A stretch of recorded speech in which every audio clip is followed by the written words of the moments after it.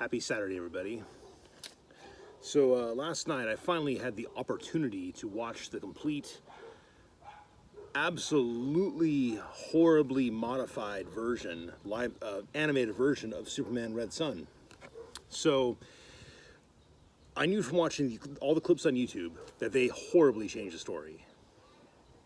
And I got a friend who, like myself, is a conservative Latter-day Saint, who, also like me, is a lifelong comic book fan. Now, I had the opportunity to buy this back in '04 when it was published.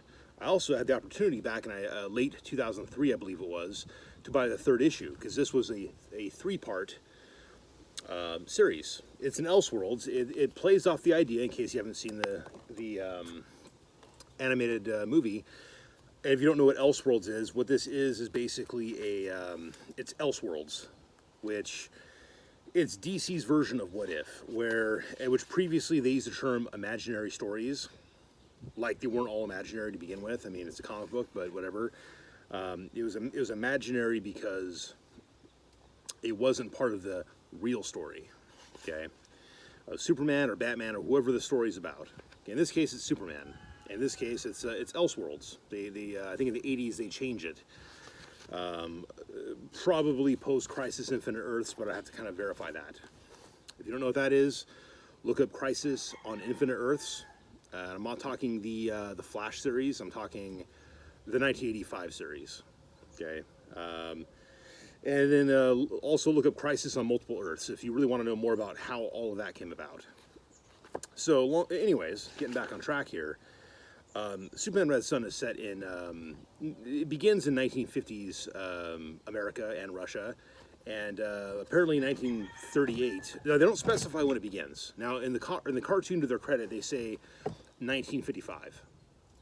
Okay, that's fair enough. I mean, you got Ike Eisenhower as president. You've got everything looks 1950s. At the very end, and I'll give you the spoiler alert later. It reveals that he landed in the Ukraine in 1938. That means that in, say, 1958, he would have been about 20, approximately, depending on how old Kal-El was when he landed in the Soviet Union. So, anyways, so being raised in Soviet Russia, he has Soviet communist ideals. And so they play off that, of course, in the cartoon. What they do, though, I mean, the chronology is different. Just to give you another spoiler, basically the end, like we're talking book 3, which begins in like 2001-ish, 2000, something like that. Lex Luthor becomes president. It ends by 2003 sometime, or at least he defeats Superman in '03 when the book is published. Also, Lex Luthor, another spoiler here, he does not abdicate from the presidency. He continues on. He wins by landslide in 2004. Okay, now also in the mainstream DC comics, when George Bush became president in 2000 or got elected as president, that's when Lex Luthor became president, and he remains so for at least one term in the comics. Actually, it might have been 2 terms. I'm trying to remember, but. What's cool about this, what is far cooler about this than the animated movie, is that there's a lot more real-world events that kind of play into it. And also, they stretch the timeline. Now, like in this, Batman is much younger than Superman. So, like, when all this stuff's happening in book 1, and Superman's in his early 20s, approximately, although in reality, I mean, it depends on what year this takes place. Superman might be 18. He looks like he's 25, but he's not. Likewise, in the animated movie, you see him in 1945 being saved by Svetlana. Okay? There was no Svetlana in this. There was Lana, Lana Renko. Hold on a second. Let me find this real fast. I just want to make sure I'm doing this correct. It's the equivalent of Lana Lang. Now, yeah, Lana Lazarenko. Okay, I remember that this morning, but I couldn't remember right now. Anyways, now in this, in the animated movie, she dies pretty early. I'm giving you a lot of spoilers, so forgive me. Okay, but she dies, and she dies in the Gulag. In this, she doesn't die at all. She has 2 kids, and she's waiting in some long Soviet line to get food, of course, because that's, you see, there's a few consistencies that the cartoon has with this. One of which is that Soviet communism is never successful until Superman takes over the Soviet Union after Stalin dies.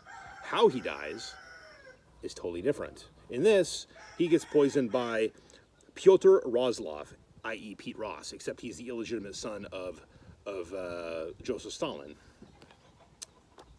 Very important character throughout the first 2 issues of this. Major player. Totally non-existent in the cartoon, unfortunately. The Gulag. So Superman's pissed that the Gulag has all these people in it, including Lana, which is, retconned as Svetlana, okay? What is consistent is that as a child, he didn't have powers until he was like maybe roughly 12 years old or whatever it was, however old he's supposed to be, when Lana saves him from bullies, which doesn't happen in the comics at all. Of course, he's actually saving them by running because he's, at that point, realizes that he's super incredibly strong. But again, you don't see him lift up a tractor in this. You do see that in the cartoon. But because Lana knew him in the past, Stalin put her in the Gulag, along with, Soviet Bruce Wayne and his parents. Superman saves the people from the Gulag, pretty much, including Batman Cough. I'm just gonna, that's kind of a joke because they actually, in the art, they put him down as Batman Cough, okay? But he's just called Batman in the cartoon. Oh yeah, and also, Soviet Wonder Woman. Same Wonder Woman, just she became friends with Soviet Superman instead. And unlike in the movie, she is not a lesbian or hinted at being a lesbian in this. She actually very clearly, let me jump ahead here. So Superman is helping the Soviets with their space project. Here she is, basically, mooning, smiling at him and then mooning over the fact that he doesn't seem to take interest in her. Superman is either asexual in the comic version, or he is just so focused on his objective of proving that Soviet communism can work under his leadership that he just seems to not get involved. Now, actually, I take it back. He is heterosexual, very clearly so. He seems to be attracted to Lois Lane when he saves her. So, unlike in the and by this video can go on for like an hour and a half or more because the movie is an hour and a half long, and I can pretty much stop every few seconds just about and tell you what they changed as it's going on. So when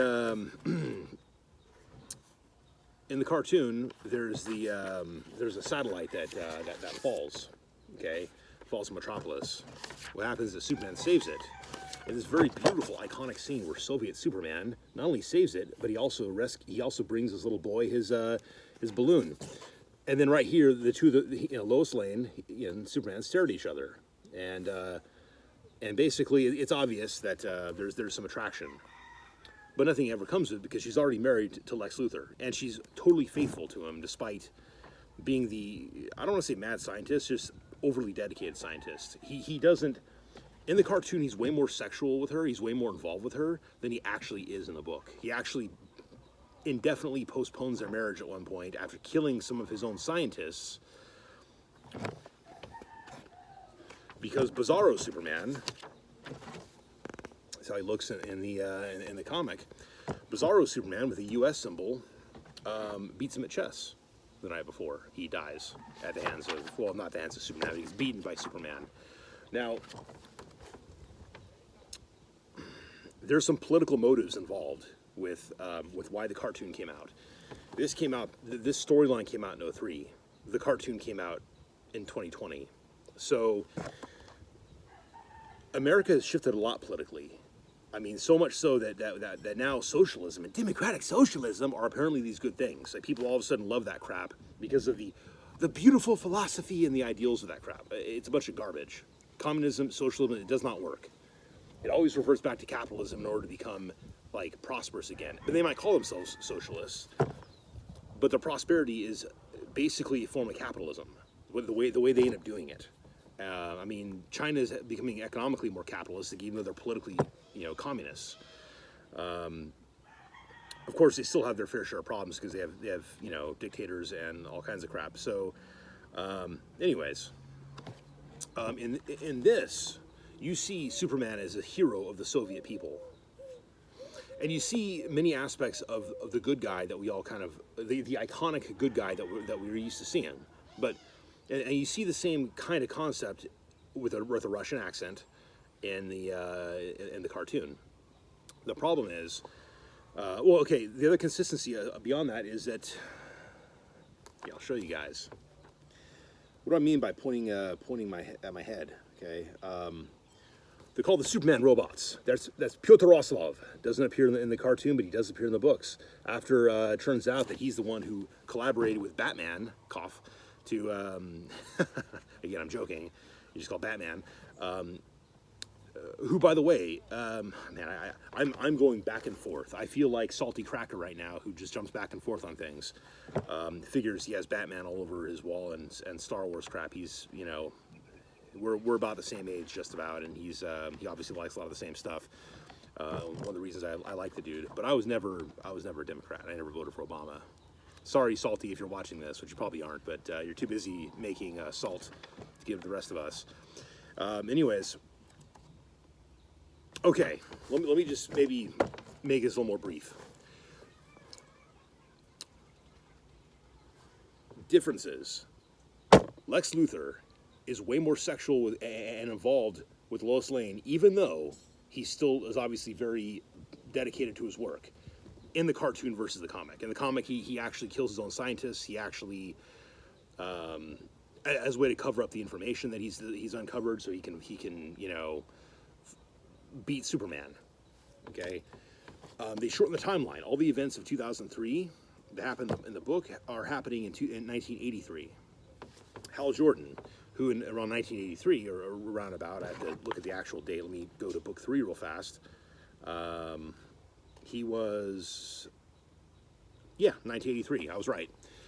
He was in Malaysia being tortured by the communists, and basically he imagined a way to psychologically torture all of his captors, and he spent years doing that until finally he got free, and eventually he became the Green Lantern. Well, they introduced him a little bit earlier, like in the late 60s, I believe, in the cartoon.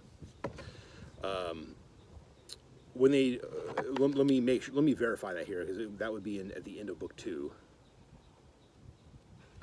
Sorry, I have to. This is going longer than I planned. Basically, yeah, it's in late 60s. So you have young Hal Jordan, who they're already planning to become Green Lantern. Green Lantern, I'm sorry, the alien that landed, whose ring was founded by Hal Jordan, is found by the American government instead. Now, they eventually use Hal Jordan to use the ring. Okay, they recruit him for that. But President John F. Kennedy, who's never shot by Oswald, he doesn't know what the hell it is. And Luthor admits that you're not getting my vote next time. And are you a blithering idiot? This is a weapon. Okay? Luthor is much more ruthless in the comic book, but he's also much more effective at stopping Superman. Okay? And it takes him more decades to do so, but he does it. And he's methodical about it. But he's also not as 100% confident as in the cartoon. The cartoon is more confident, and yes, he gets it done 20 years faster. And yes, Superman is trying to win the war of ideas, and that's why he doesn't initially invade America. That part they got spot on. That concept, I should say. But the way they went about it was still kind of like the invasion of South Korea. Superman doesn't do that in this directly. That doesn't happen. Again, Wonder Woman's not a lesbian in this. She obviously likes Superman. Oh, and when Superman and Wonder Woman are dancing, Hippolyta is there. Stalin hits on her. That happened before Stalin dies. Okay? And also when they're dancing, they're flying. Okay? That's one thing that's from the comics that you don't see in the cartoon. So, also, Lana Lazarenko, a.k.a. they renamed her Svetlana, she becomes in charge of the Superman Museum. not the People's Republic Museum or whatever they call it in the cartoon. It's not.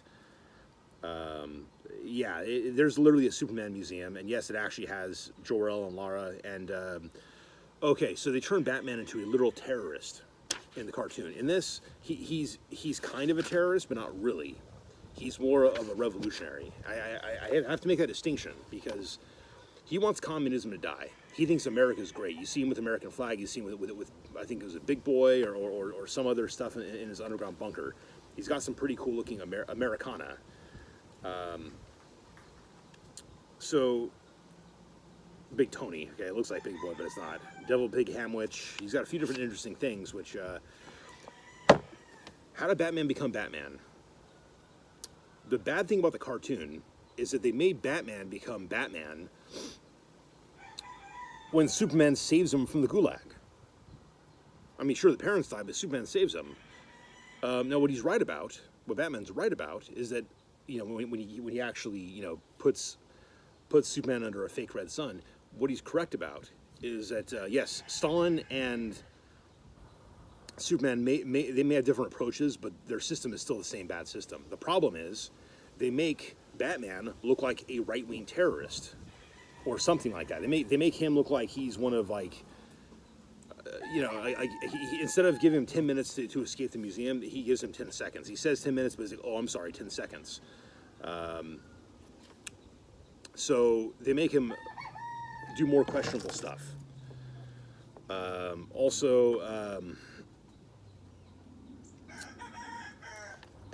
Yeah.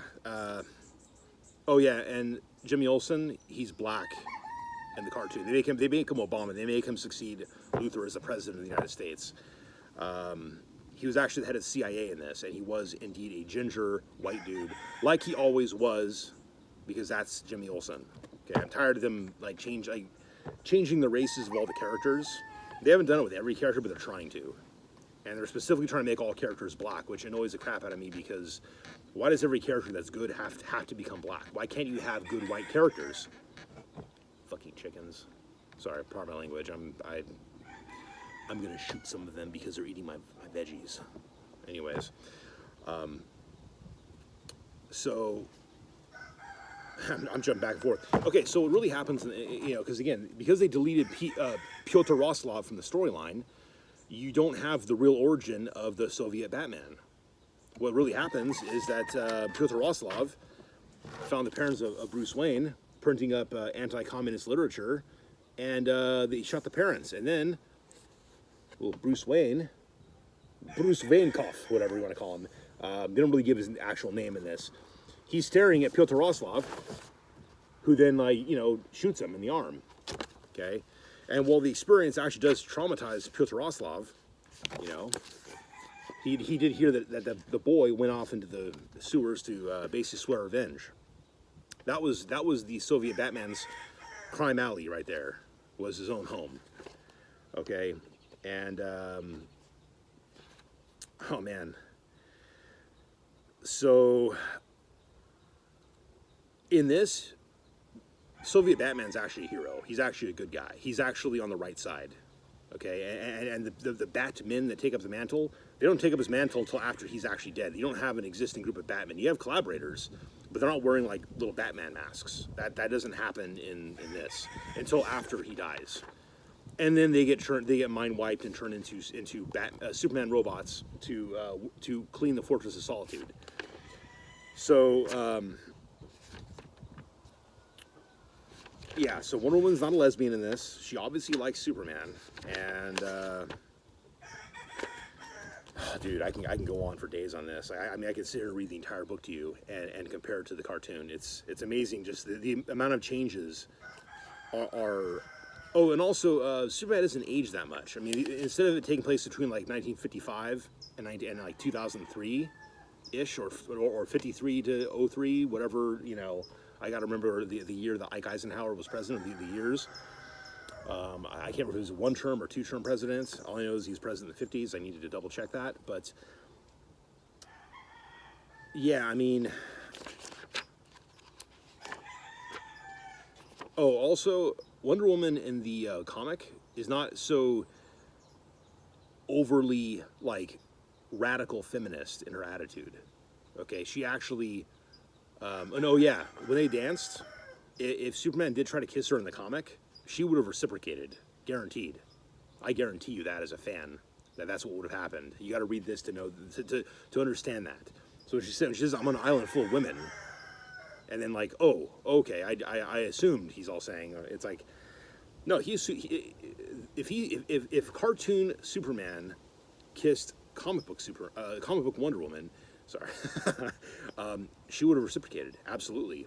But the comic book version never kissed the comic book version of Wonder Woman. So, and she doesn't appear. She doesn't end the fight between the Green Lantern, Marine Corps, and Superman in book 3. She's with the Marine Corps. She joins America to fight Superman. Okay, I mean Lois Luthor recruits her.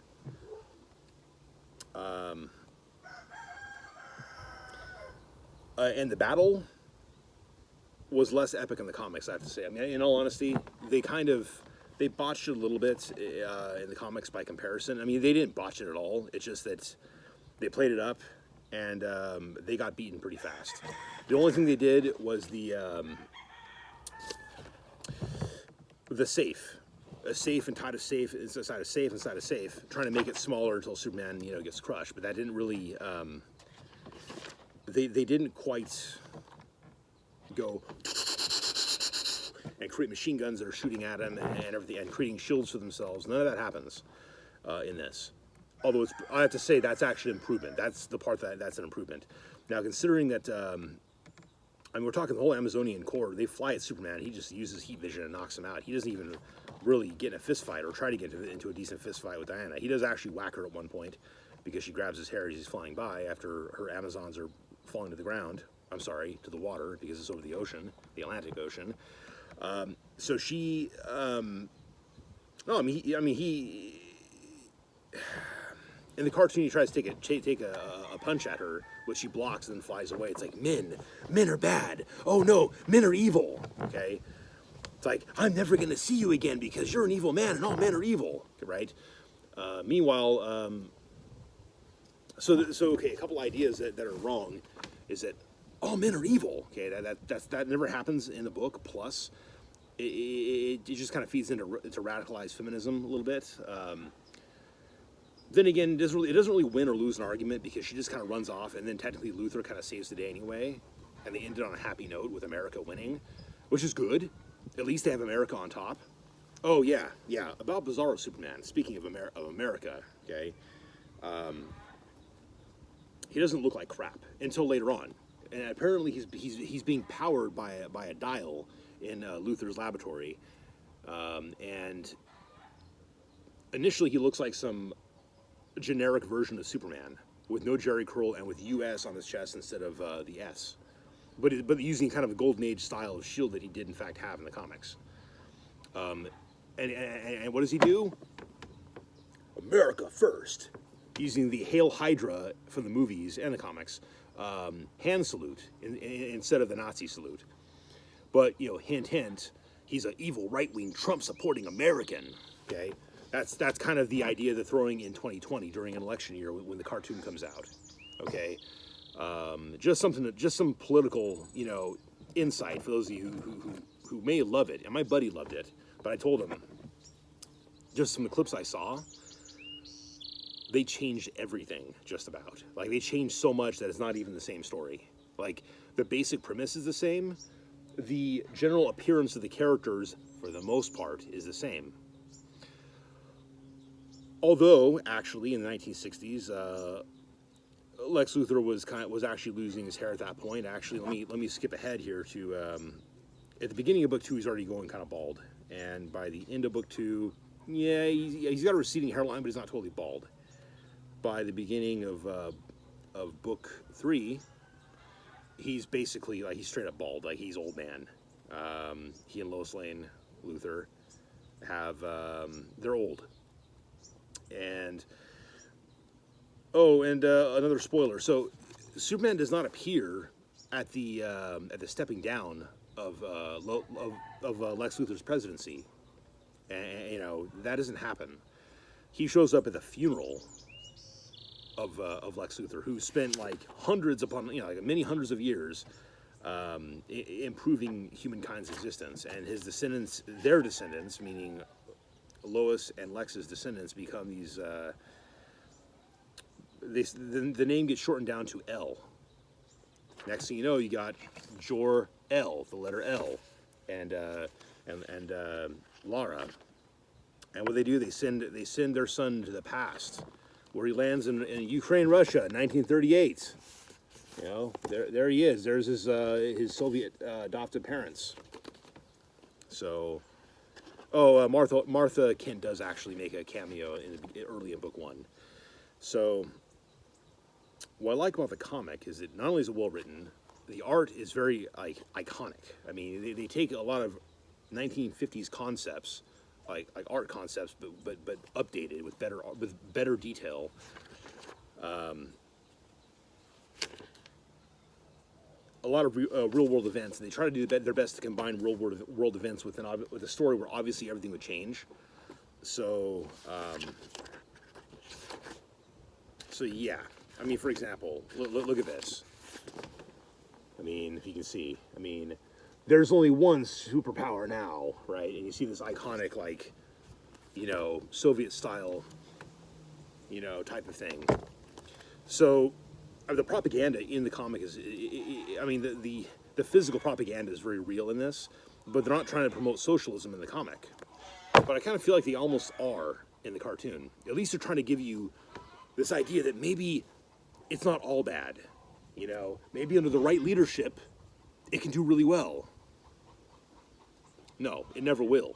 Socialism sucks. It'll never do well. It always sucks. It always will suck. I'm not saying capitalism's perfect, but damn it, man. Socialism has never produced anything. There's so much debate about Sweden, by the way. I mean, they took on some socialist policies, and then they kind of backtracked it. They've been backtracking it for about 40 years, actually, so, as I understand it. So it's not 100% as socialist as most liberal Democrats want you to think today. So that's, yeah. Sorry, Bernie bros out there, if any of you are watching. I mean, people are going to tell you one thing, and but the one thing that would ever enable any socialism to work is capitalism. Capitalism building up a lot of money so we can then hand it out to everybody like candy, and then all of a sudden, money's gone, and everybody's poor, like in Venezuela, and everybody's starving, and nothing works, and the only people that are overweight are the leaders and the police. Everybody else is starving, they're underweight, and having to go to their neighbors to find food. That's what's happening today in Venezuela. Okay, they're going to Colombia, my wife's home country, to get food. Okay, like it's a horrible situation, and yeah, it's horrible. Anyways, guys, communism sucks. Socialism sucks. Capitalism is the best that we have thus far. If there's ever going to be a better system than capitalism, it doesn't exist yet. So, I mean, that's people can be limousine liberals all they like about things. They can have all kinds of money and say, man, I wish everybody else had a bunch of money too. I wish everyone could have what I have. You wouldn't have it if they had it, you know? It's not that you can't build up to something, but people have to work at that. I mean, life is not handed to you on a silver platter. It's not that easy. Even if you have some, if you come from good family and good money, great. That's cool. Congratulations. You're one of the lucky ones. On the other hand, that doesn't mean that you can't force into law that everybody has what you have. Okay, if you do that, you create a greater inequality. The leaders have so much more, and the only reason that this stuff could even exist and that it could even do well, socialism could do well in even a fictional universe, is that you have some kind of Superman character running the show. He's super smart. He has super technology, and he could potentially live forever. And maybe he does try to live by his principles, although he still does the Superman robot thing, and he's still, he's still a commie. Better dead than red. I'm sorry, that's how I stand on that one. Anyways, guys, that's my propaganda for the day. I hope you guys enjoy my review of Superman Red Son, both the animated movie and the comic. Let me know what you guys think. I apologize if I'm stuttering in different parts of the video. Something I got to work on. I'm so excited about this topic that I'm speaking over myself. So I apologize. But anyways, guys, I'm looking forward to your comments if there are any. I've got some new subscribers coming because of my Salty Cracker videos, and that's pretty cool, I gotta say. This was intended to be a sword and then family video channel. It's becoming more like comic reviews and Salty Cracker and political stuff, which is not what I intended, but it is what it is. Until I start doing sword again, if that ever gets to happen again, this is what I'll be doing. So, hope you guys are having a great day, and I will talk to you later. Have a wonderful Saturday.